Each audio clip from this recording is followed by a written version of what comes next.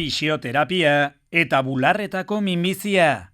Medikuntzaren aurrera pausoek itxaropena eragiten duten datuak eskaintzen dizkigute, tratamendu berrien eraginkortasunak eta detekzio goiztiarrak, Espainia, bular minbizia dela eta hilkortasun tasa basuena duten lurraldeen artean kokatu dute. Halaber, gaixoen bizi itxaropena handitu egin da. Horrexegatik, beharrezkoa da haien bizikalitatea lantzea eta hobetzea.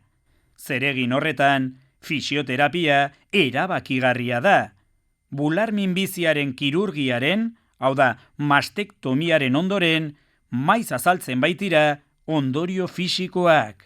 Ohikoenak, orbainetan atxikipenak, gabezi kardioerrespiratorioak, arazo baskulo-nerviosoak, muskuloen kontrakturak, eta besoan, sorbaldan eta kalteturiko aldeko eskuan mugikortasun eta indar galera izaten dira. Eta jakina, linfedema, gorputzaren ehun-lehunen likidoaren pilaketa normalak sortzen duen antura, bularretako minbiziaren kasuan, besoei eragin ohidiena, mastektomizatutako 10 emakumetik 4 jasaten dute. Nahasmendu kroniko eta progresibo bat da, horrexegatik da hain beharrezkoa prebentzioa eta tratamendu goiztiarra egitea fisioterapeuta batekin, kontrolpean mantentzeko eta bilakaera ekiditeko. Fisioterapeutak linfedema eskuzko dreinatze linfatikoaren teknikekin, bendaje neuromuskularrekin edo konpresiboarekin tratatzen du, besoak indartzeko eta tonifikatzeko arnasarik eta aerobiko eta intermitenteekin kombinaturik.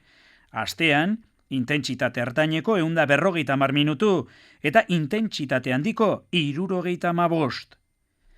Ariketa terapeutikoaren programak ere, beren modalitate guzietan, oso eraginkorrak dira kimioterapia eta erradioterapia tratamenduarekin batera eta ondoren.